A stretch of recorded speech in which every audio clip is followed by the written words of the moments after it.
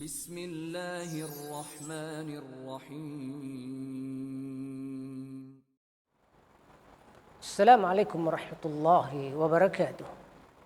الحمد لله الذي جعل المدينة المنورة من الحرم، والصلاة والسلام على أشرف الأنبياء والمرسلين وعلى آله وصحبه أجمعين. أما بعد. Pemirsa yang dirahmati oleh Allah Subhanahu wa taala. Pada pertemuan kali ini kita akan fokus membahas keutamaan kota Madinah secara umum. Karena sebagaimana kita tahu bahwa kota ini adalah kota di mana Rasulullah Sallallahu Alaihi Wasallam berhijrah, dan hijrah tersebut dipilih oleh Allah Subhanahu Wa Taala sebagai tempat hijrahnya Rasulullah Sallallahu Alaihi Wasallam. Bahkan ketika hijrah pun tempat yang kita sebut sebagai Al-Masjidun Nabawi itu adalah tempat yang Allah pilih sendiri. Ketika kemudian para sahabat begitu rindu, begitu berharap agar Rasulullah singgah ke rumahnya dan tinggal di rumahnya. Ya. Lalu kata beliau, biarkanlah onta ini berjalan, dimanapun dia berhenti, maka disitulah nanti aku bertempat tinggal dan membuat masjid. Maka bagaimana kemuliaan kota ini dalam penuturan Al-Quran dan penegasan Rasulullah Sallallahu Alaihi Wasallam? Pertama kita lihat dulu tentang kota ini, kota Madinah, dalam penuturan Allah Subhanahu Wa Taala. Kita lihat di surah At-Taubah ayat 119, 120 bahkan hingga 121. Ketika Allah Subhanahu wa taala menyatakan, ya ayyuhalladzina amanu, wahai orang-orang beriman, ittaqullah, kalian bertakwalah kepada Allah Subhanahu wa taala, wa kunu ma'as shadiqin, kalian senantiasalah bersama orang-orang jujur, yaitu kalangan siddiqin. Sebuah ayat yang luar biasa nadanya untuk senantiasa bersama, bekerja sama, komitmen dengan orang-orang yang levelnya siddiqin. Level siddiq yang merupakan level di bawah kenabian. Level yang kemudian kita baca di surah An-Nisa, wa man yuti'illaha war rasul, siapapun taat kepada Allah dan Rasulnya, faulaika, mereka itu ma'alladzina an'amallahu alaihim, akan bersama orang-orang yang mendapatkan nikmat dari Allah Subhanahu wa taala, minan nabiyyin, dari kalangan para nabi, was-siddiqin, kalangan para orang-orang siddiqin. Kita lihat di sini levelingnya, bahwa ada nabiyin, lalu di bawahnya ada siddiqin. Maka kita telah tahu bahwa level as-siddiq dari umat Rasulullah ini adalah Abu Bakar as-Siddiq radhiyallahu anhu. Lalu kemudian yang lainnya. Nah, dengan tegas Allah katakan di surah At-Taubah ini, kunu ma'as sadiqin, kalian komitmenlah untuk senantiasa bersama orang-orang yang siddiq, orang-orang yang jujur imannya, jauh dari kemunafikan. Pemirsa yang dirahmati Allah Subhanahu wa taala, itulah penduduk Madinah di era Nabi. Lalu Allah tegaskan lagi bagaimana kemudian tata cara berserta orang-orang siddiq, bahkan para nabi ini. Allah katakan, maka li ahlil Madinah, tidaklah pantas bagi penduduk Madinah yang bertakwa, yang beriman, bahkan mereka yang senantiasa komitmen bersama Rasulullah, orang-orang yang kemudian siddiq, syuhada, salihin, ayyatakhallafu an Rasulillah, tidak pantas mereka menjauh, terlambat, tidak komitmen mendukung Rasulullah sallallahu alaihi wasallam, wala yarghabu bi anfusihim an nafsih, tidak pantas bagi mereka untuk lebih mementingkan diri sendiri dibanding kemudian bersama Rasulullah sallallahu alaihi wasallam. Kita lihat ayat ini bagaimana ia menegaskan satu hal, bahwa yang paling dicintai adalah Allah Subhanahu wa taala. Lalu kemudian Rasulullah sallallahu alaihi wasallam, lalu kemudian setelahnya adalah tidak boleh mencintai diri sendiri melampaui Allah dan Rasulnya. Maka ayat ini menegaskan hal tersebut, bahwa tidak pantas bagi penduduk Madinah mementingkan diri sendiri lalu melupakan Rasulullah, membiarkan Rasulullah tanpa kemudian ditolong, tanpa ditemenin. Zalika bi'annahum, kenapa alasan Allah Subhanahu wa taala tidak pantas bagi penduduk Medina untuk egois? Ternyata ada sebuah pahala besar di balik komitmen bersama Rasulullah, bersama kalangan orang-orang yang jujur di kota ini dan nanti dimanapun. Yang mana kata Allah, dzalika bi'annahum la yusibuhum dhama', sungguh mereka tidaklah ditimpa oleh kehausan dalam rangka berjihad bersama Rasulullah, berjihad bersama para orang-orang jujur ini, orang beriman ini. Wala nasab, mereka tidak capek. Wala makhmasah, bahkan tidak kelaparan. Fi sabilillah, di jalan Allah. Wala yata'una mawti'a, tidaklah mereka menginjak sebuah lembah yaghidul kuffar, yang membuat orang-orang kafir begitu marah. Gara-gara mereka diperangi gitu. Wala yanaluna min aduwin naila, sungguh tidaklah kemudian mereka menimpakan siksa bagi orang-orang kafir illa kutiba lahum bihi amalun salih, semuanya akan ditetapkan sebagai amal saleh di sisi Allah Subhanahu wa taala. Innallaha la yudhi'u ajral muhsinin, sungguh Allah Subhanahu wa taala tidak akan pernah menyia-nyiakan pahala orang-orang yang berbuat baik. Bahkan muhsinin di sini adalah bagian dari tingkat tinggi yang kita sebut Islam dulu, baru iman, baru ihsan. Dan kalangan sahabat ini banyak yang sampai ke level ihsan ini. Ya, sehingga Allah katakan la yudhi'u ajral muhsinin.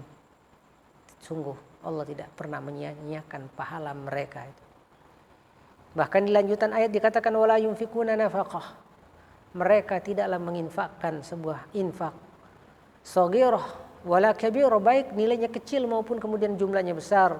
Wala yaqta'una wadiya, tidaklah mereka melewati sebuah lembah illa kutiba lahum, semuanya ditetapkan sebagai pahala. Liyajziyahumullahu bima kanu ya'malun, yang mana Allah akan balas semua pahala mereka dan amal soleh mereka yang telah mereka kerjakan itu. Sungguh luar biasa.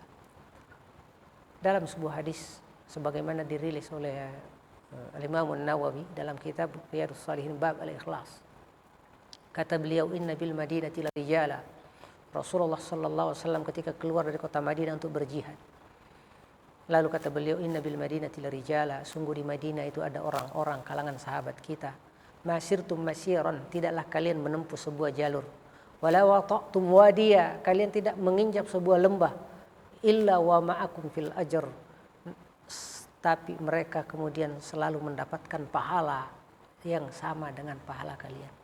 Habasahumul maradu, jiwanya ada bersama kalian di sini, tapi fisiknya tertawan di kota Madinah karena mereka sedang sakit. Luar biasa nilai pahala niat, bahwa seseorang bisa jadi ditulis sebagai sedang berjihad, ditulis sebagai sedang bersolat jamaah, umroh, atau apapun di saat jiwanya ada di sana, walaupun fisiknya nggak ada gara-gara sakit dan uzur-uzur yang dianggap diterima secara syar'i. Pemirsa yang dirahmati oleh Allah Subhanahu wa taala, itulah penuturan Quran dan Sunnah terkait keutamaan kota Madinah ini. Kita lihat lagi bagaimana keutamaan kota Madinah ini dalam penuturan langsung Rasulullah sallallahu alaihi wasallam, di mana kota Madinah ini diresmikan oleh Rasulullah sallallahu alaihi wasallam sebagai kota suci. Dalam sebuah hadis Rasulullah sallallahu alaihi wasallam menegaskan, inna Ibrahim harrama Makkah, sungguh Nabiullah Ibrahim telah menetapkan kota Makkah sebagai kota mulia, kota haram, wada'a li ahliha, dan beliau berdoa untuk penduduknya. Adapun bagaimana doa beliau terhadap kota Makkah akan kita bahas insyaallah pada kisah haji, umroh dan kurban terkait kota Makkah insyaallah.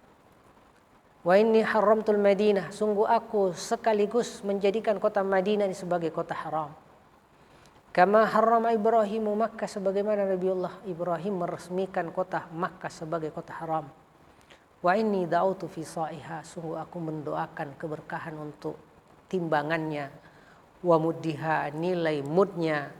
Ini adalah standar-standar ukuran kilo dan literan di era Nabi Sallallahu Alaihi Wasallam, satu mud, yang di fikih nanti akan dijelaskan berapa nilainya secara timbangan atau kiloan di kita saat ini.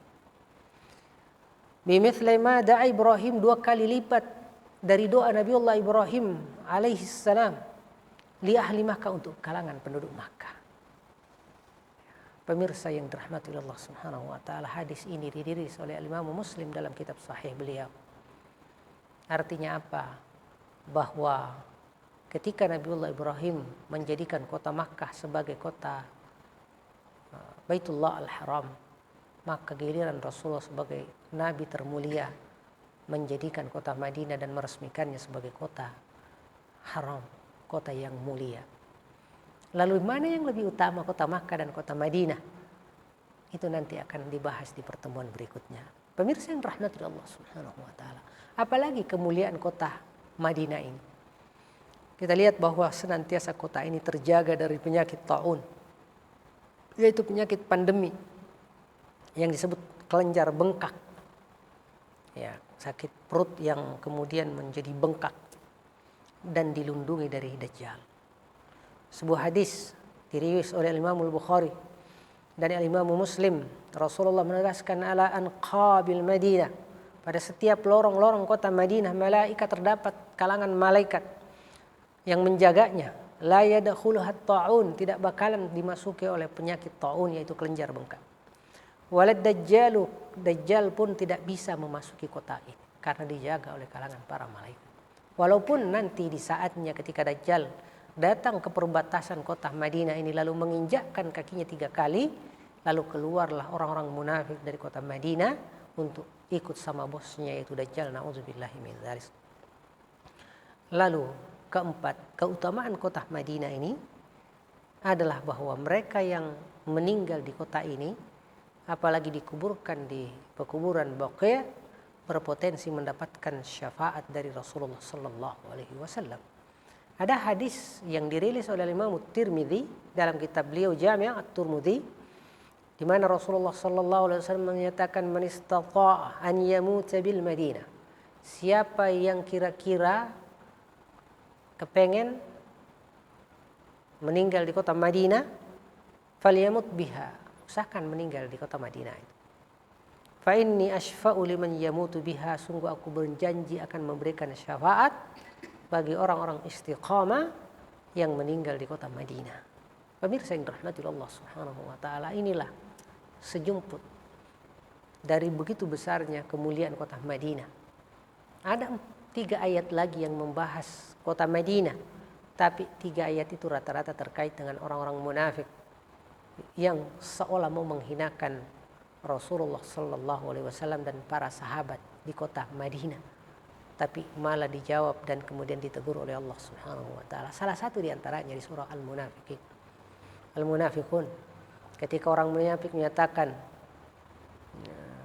la yukhrijannal a'azzu minhal adzal la in raja'na ilal Madinah, ketika kami nanti kembali dari luar ke kota Madinah, la yukhrijannal a'azzu minhal adzal, kami kita yang mulia ini akan mengusir yang hina, dan yang dimaksud hina itu adalah Rasul dan kalangan sahabat. Lalu Allah Subhanahu wa taala menyatakan, falillahil izzatu wa lirasulihi, sungguh kemuliaan yang sesungguhnya adalah milik Allah dan Rasulnya.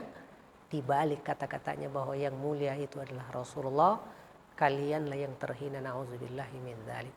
Walakinnal munafiqina la ya'lamun, tetapi orang munafik tidak mengerti substansi daripada kemuliaan itu. Na'udzubillahi dari kegagalan, melihat diri mulia padahal di sisi Allah Subhanahu wa taala terhina, lalu melihat yang terhina di mata orang munafik padahal itulah mulia di hadapan Allah Subhanahu wa taala. Semoga Allah jadikan kita orang-orang mulia di dunia, mulia di akhirat, dan termuliakan kelak di surga Allah Subhanahu wa taala. Wallahu yatawallas salihin. Assalamualaikum warahmatullahi wabarakatuh.